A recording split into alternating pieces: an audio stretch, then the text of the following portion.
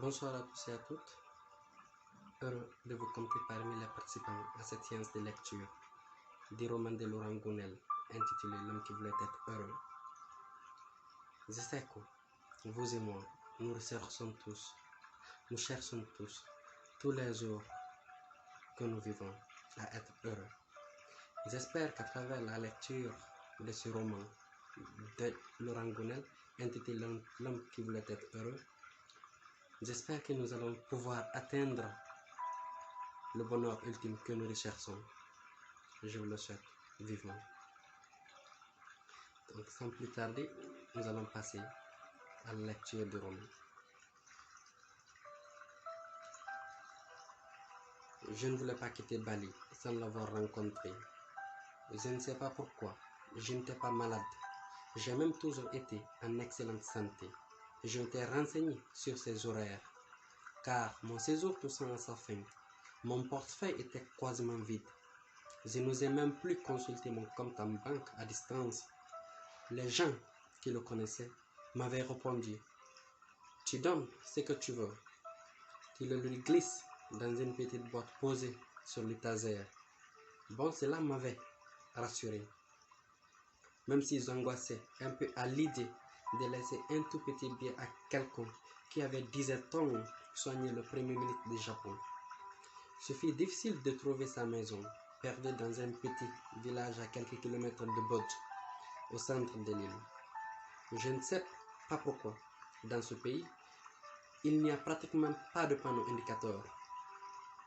Lire une carte, c'est possible quand on a des points de repère. Sinon, c'est aussi inutile qu'un téléphone portable dans une zone où l'on ne capte pas. Restait bien sûr la solution de facilité. Demander à des passants. J'ai beau être un homme, cela ne m'a jamais posé de problème.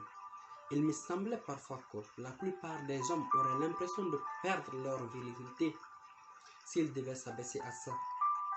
Ils préfèrent se murer dans un silence signifiant « je sais », afin de se repérer jusqu'à ce qu'ils soient complètement perdus et que leurs femmes leur disent « je t'avais bien dit qu'on aurait dû demander ». L'ennui à Bali, c'est que les gens sont si gentils qu'ils disent toujours oui. Vraiment. Si vous dites à une fille « je vous trouve très jolie », elle vous regardera avec un beau sourire et vous répondra oui. Et quand vous demandez votre chemin, ils sont tellement désireux de vous aider qu'il leur est impossible de vous avouer qu'ils n'en sont pas capables. Alors ils vous indiquent une direction, sans doute au hasard. J'étais donc un peu énervé lorsque je me suis retrouvé devant l'entrée des jardins. Je ne sais pas pourquoi, mais j'avais imaginé une maison assez luxueuse, comme on en voit parfois à Bali, avec des bassins couverts de fleurs de lotus, sous l'ombre bienveillante des frangipaniers, exhibant de grosses fleurs blanches au parfum tellement enivrant que ça n'est presque impudique. En fait de maison, c'était une succession de campagnes, sorte de maisonnettes, sans murs qui communiquent les unes avec les autres. À l'image du jardin, ils étaient d'une grande simplicité athée, assez dépouillés, sans faire pauvre pour autant. Une jeune femme vint à ma rencontre, enroulée dans son sarong, ses cheveux noirs relevés en sillon, le teint hâlé, un petit nœud régulier et des yeux non bridés, traits qui m'ont toujours étonné chez cette population enfouie au cœur de l'Asie. « Bonjour, que voulez-vous » me demanda-t-elle, s'exprimant d'entrée de jeu dans un anglais approximatif. Mon mètre 90 et mes cheveux blonds laissaient peu d'ambiguïté sur mes origines occidentales. Je viens voir monsieur Maître Samtian. Il va venir, m'informa-t-elle avant de disparaître entre les arbustes et la succession de petites colonnes qui soutenaient les toits des campagnes. Je restais un peu bête, debout, en attendant que son excellente daigne venir accueillir l'humble visiteur que j'étais. Au bout de 5 minutes, qui me parurent suffisamment longues pour m'amener à m'interroger sur la pertinence de ma présence ici, je vis s'avancer un homme d'au moins 70 ans, peut-être même 80 ans. La première chose qui me vint à l'esprit fut que je lui aurais sans doute donné 50 roupies si je l'avais vu faire la manche dans la rue. J'ai tendance à ne donner qu'aux vieux. Je me dis que s'ils mendient à leur âge, c'est vraiment qu'ils n'ont pas le choix. L'homme qui marchait lentement dans ma direction n'était pas un haillon. Certes, mes chers vêtements étaient d'une sobriété désarmante, minimaliste et sans âge. J'ai honte d'avouer que mon premier réflexe fut de penser qu'il y avait erreur sur la personne. Il ne pouvait s'agir des guérisseurs dont la réputation s'étendait outre-mer. Ou alors, son don allait de pair avec son manque de discernement. Il acceptait que le premier ministre du Japon le paye en cacahuètes. Il aurait pu aussi être un génie du marketing, ciblant une clientèle occidentale, crédule avide de clichés, comme celui des guérisseurs vivant en ascète dans le parfait détachement à l'égard des choses matérielles, mais acceptant en fin de séance une répression généreuse. Il me salua et m'accueillit simplement, s'exprimant avec beaucoup de douceur dans un très bon anglais. La luminosité de son regard contrastait avec les rides de sa peau tannie. Son oreille droite présentait une malformation, comme si le lobe avait été en partie sectionné. Il m'invita à le suivre dans le premier campement, un toit soutenu par 4 petites colonnes adossées à un vieux mur. Une étagère, la fameuse, le long du mur, un coffre en bois de camphrier, et sur le sol, une natte. Le coffre ouvert débordait de documents, parmi lesquels des planches représentant l'intérieur du corps humain, ce qui, dans un autre contexte, m'aurait donné envie de rire et m'aurait donné envie de pisser de rire, tellement les représentations étaient éloignées de la connaissance médicale actuelle. Je me dissociai avant d'entrer, comme le veut la tradition balinaise. Le vieil homme me demanda de quoi je souffrais, ce qui me renvoie brutalement à la raison de ma présence ici. J'allais faire perdre son temps à un homme dont je commençais à sentir l'honnêteté, pour ne pas dire l'intégrité, même si je n'avais encore aucune preuve de sa compétence, avais-je seulement envie que quelqu'un se penche sur mon cas, s'intéresse à moi, me parle de moi, et qui sait, découvre qu'il y a un moyen pour que j'aille encore mieux. À moins que j'ai obéi à une sorte d'intuition. Après tout, on m'avait dit que c'était un grand bonhomme, et j'avais tout simplement envie de le rencontrer. Je viens pour un check-up, lui confiais-je, en rougissant à l'idée que je n'étais pas à la visite médicale annuelle et que ma demande était déplacée. Allongez-vous là, me dit-il en désignant la note, sans manifester aucune réaction à la futilité de ma demande. Ainsi commença la première, et j'espère la dernière, séance de torture que j'ai connue dans ma vie. Tout avait débuté normalement. Allongé sur le dos, détendu, confiant et mi-amusé, je le laissais palper en douceur différentes zones de mon corps. Ma tête, pour commencer, puis ma nuque, mes bras, tout du long, jusqu'aux dernières phalanges de mes doigts. Suivirent différentes zones apparemment très précises sur mon torse, puis mon ventre. J'ai eu le soulagement de constater qu'il était passé directement du ventre au haut des cuisses. Mes genoux, mes mollets, mes talons, la plante de mes pieds. Il palpait tout. Et cela ne me dérangeait pas outre mesure. Enfin, il arriva aux orteils. Je ne savais pas qu'il était possible de faire à ce point souffrir un homme, rien qu'en tenant son petit orteil gauche. Entre le pouce et l'index, je hurlais et me tordais dans tous les sens sur ma natte. Vu de loin, on devait avoir l'impression d'un pêcheur qui essaie de fixer à son hameçon un asticot d'1,90 m. Je reconnais que je suis de nature plutôt douée, mais ce que j'éprouvais dépassait en intensité tout ce que j'avais ressenti jusque-là. Vous avez mal, me dit-il. Sans blague, j'étouffais un oui entre deux gémissements. Je n'avais même plus la force de crier. Lui n'avait pas l'air affecté par ma souffrance. Il conservait une sorte de neutralité bienveillante. Son visage exprimait même une sorte de bonté qui contrastait avec le traitement qu'il m'infligeait. Vous êtes quelqu'un de malheureux, dit-il, comme s'il posait son diagnostic. À cet instant précis, oui, très, je ne savais plus si je devais pleurer ou rire de cette situation dans laquelle je m'étais mis. Je crois que je faisais les deux à la fois. Je n'ai jamais eu mon pareil pour dénicher des plans comme ça et dire que j'aurais pu passer ma journée sur la plage à discuter avec les pêcheurs et regarder les jolies baleinées. Votre douleur en ce point précis est le symptôme d'un mal-être plus général. S'ils exercent la même pression au même endroit sur quelqu'un d'autre, ils ne devraient pas avoir mal, affirma-t-il. Sur ce, il relâcha enfin mon pied, et je me sentis d'un seul coup le plus heureux des hommes. Quelle est votre profession? Je suis enseignant.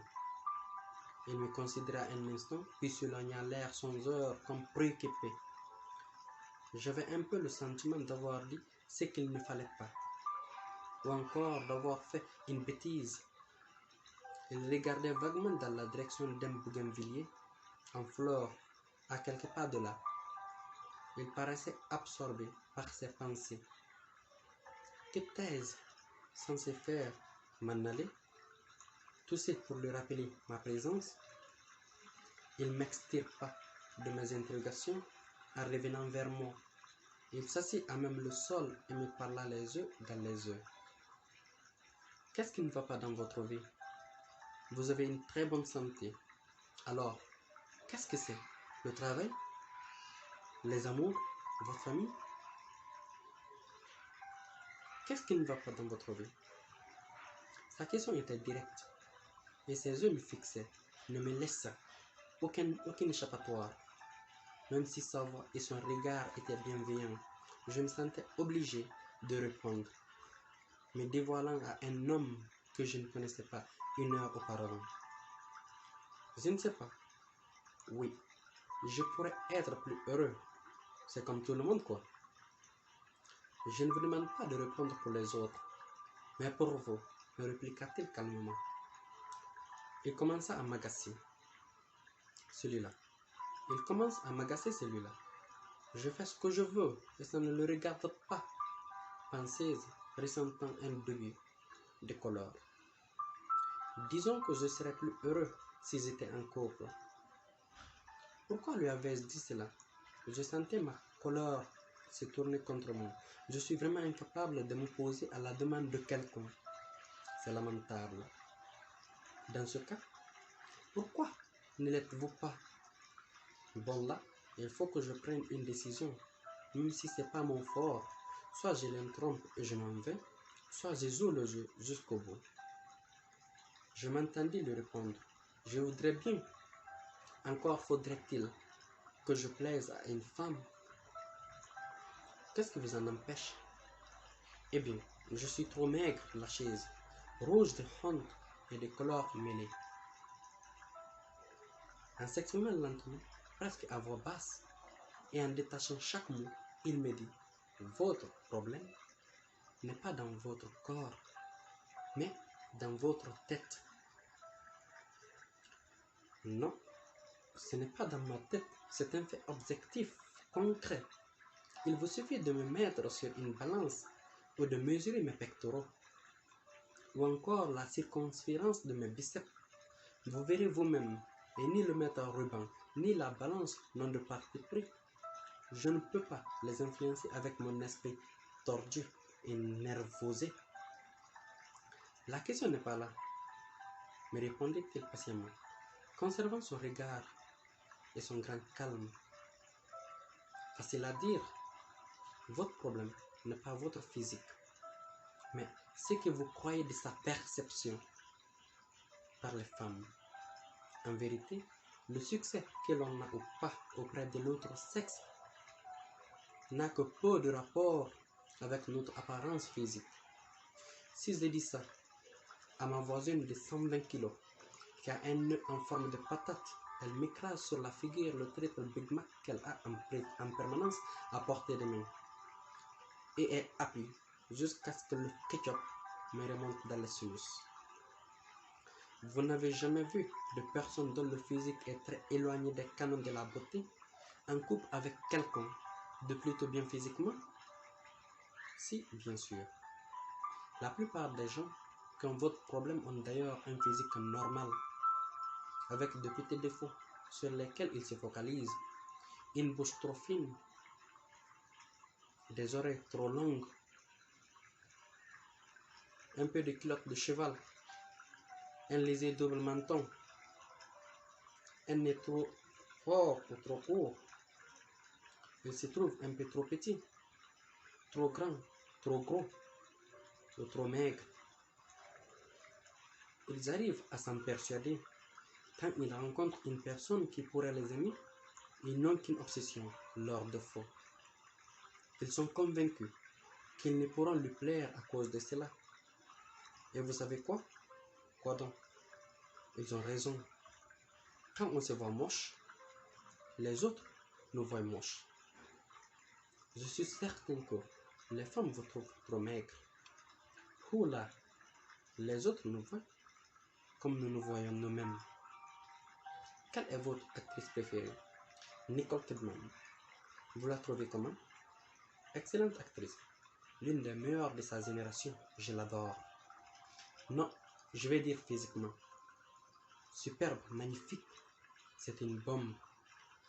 Vous avez dû voir I Will Shot de Stanley Kubrick. Vous regardez les films américains. Vous avez un récepteur satellite dans votre tampon.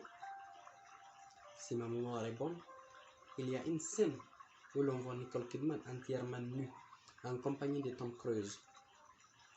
Votre mémoire est bonne. Allez au vidéoclub de Kota et faites-vous projeter I Will Shot. Ils ont des cabines pour les gens qui ne possèdent pas de magnétoscope. Quand vous en arrivez à cette chaîne, faites un arrêt sur l'image et observez attentivement. Cela ne me demandera pas trop d'efforts.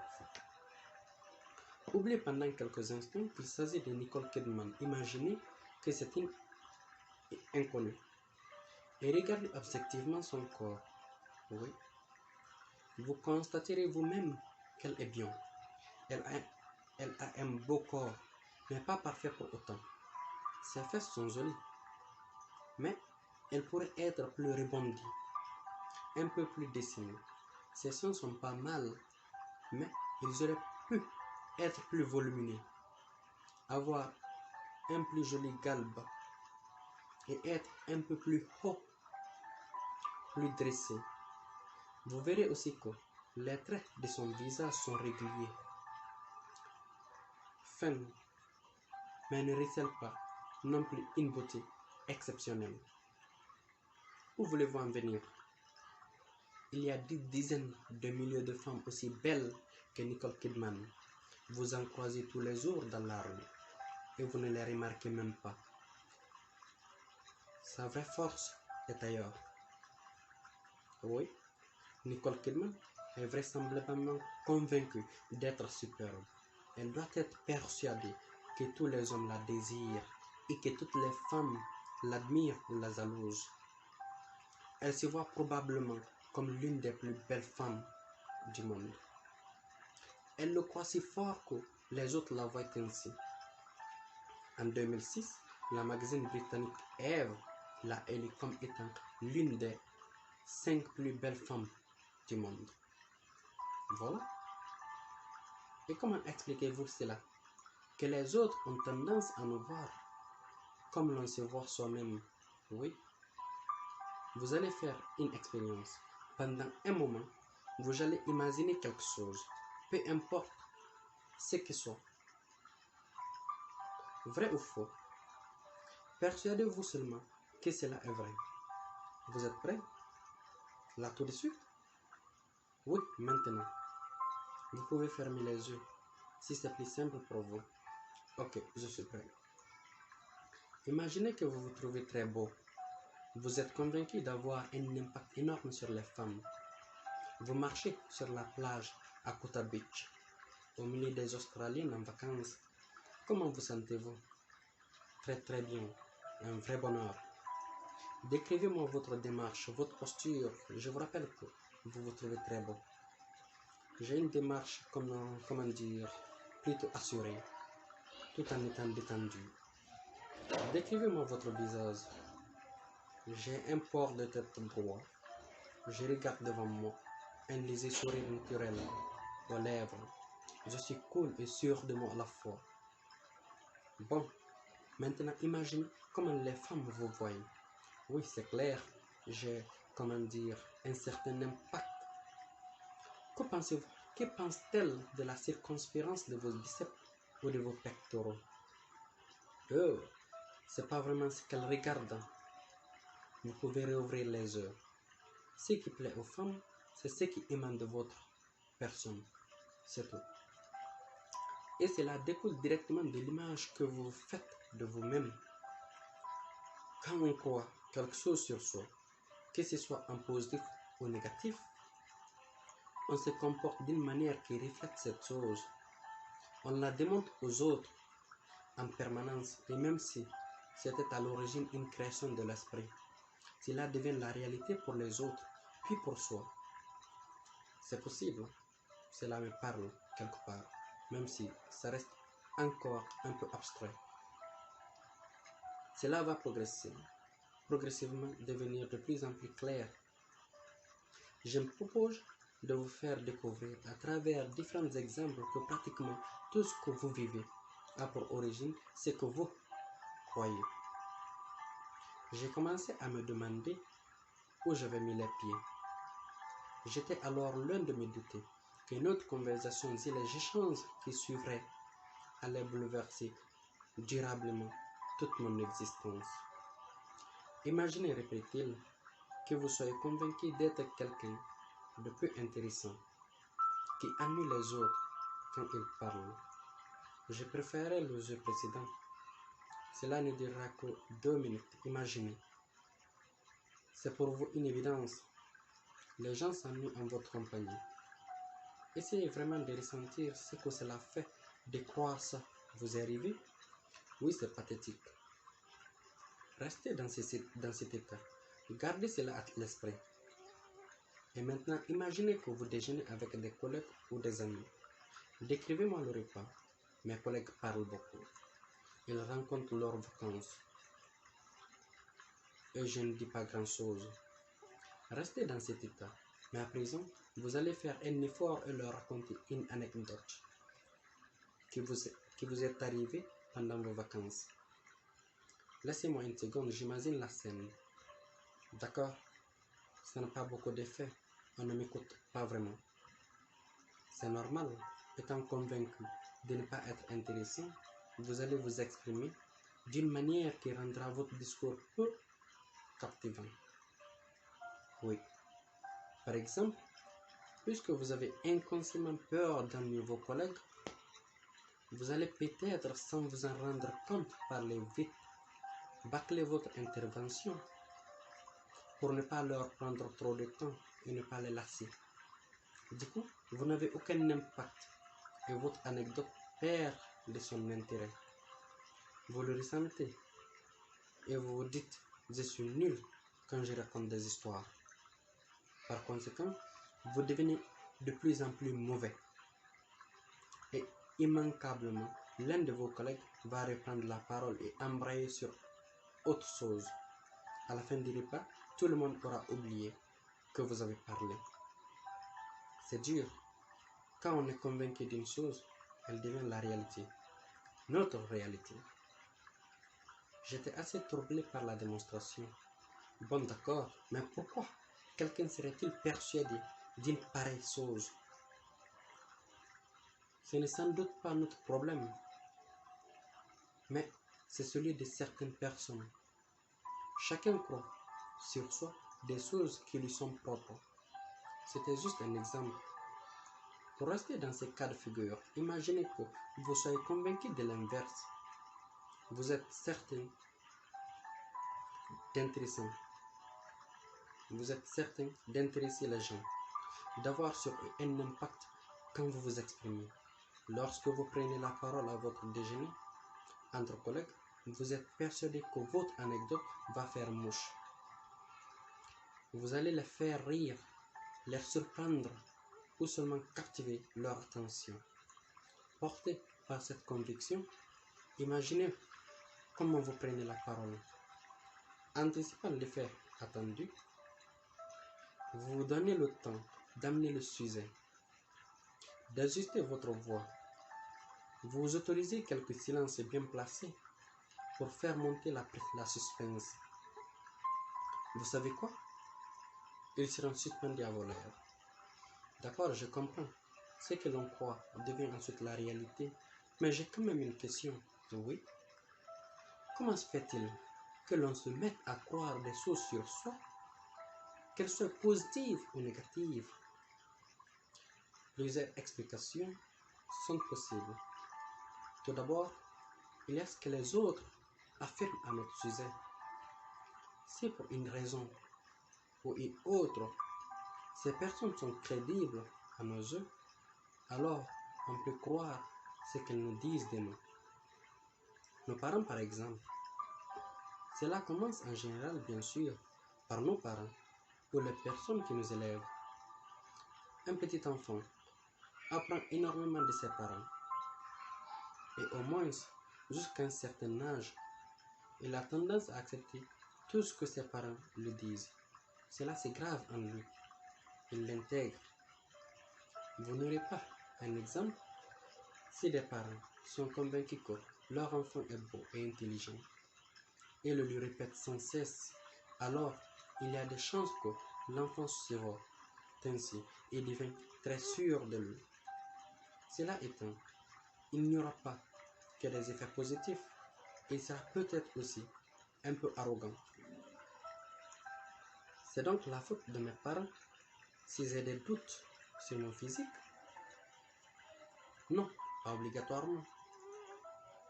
Comme vous allez le voir, il y a quantité d'origines possibles à ce que l'on croit sur soi.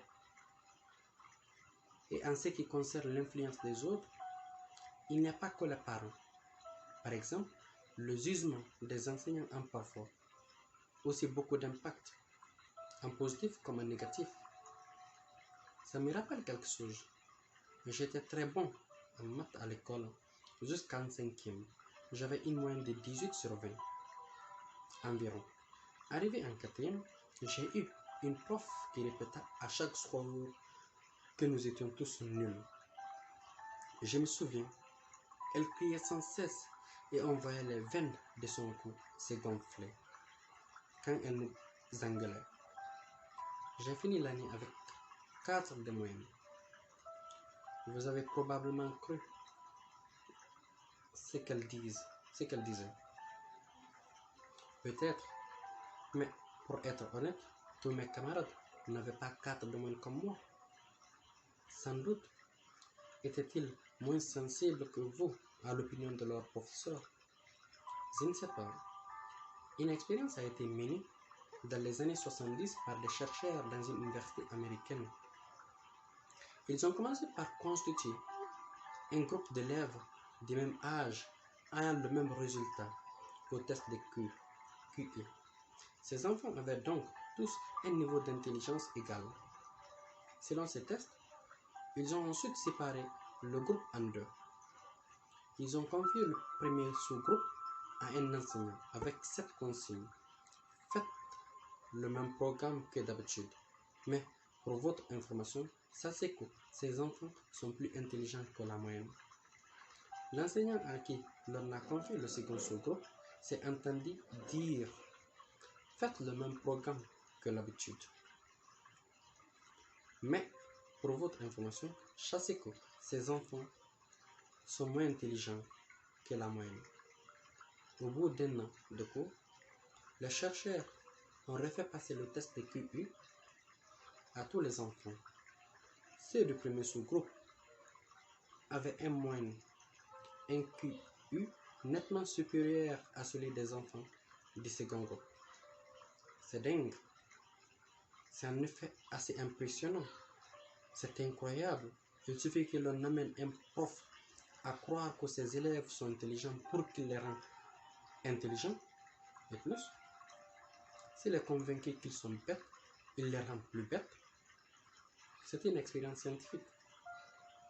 Cela étant, ils sont malades de faire des expériences comme ça sur des enfants. C'est en effet assez discutable.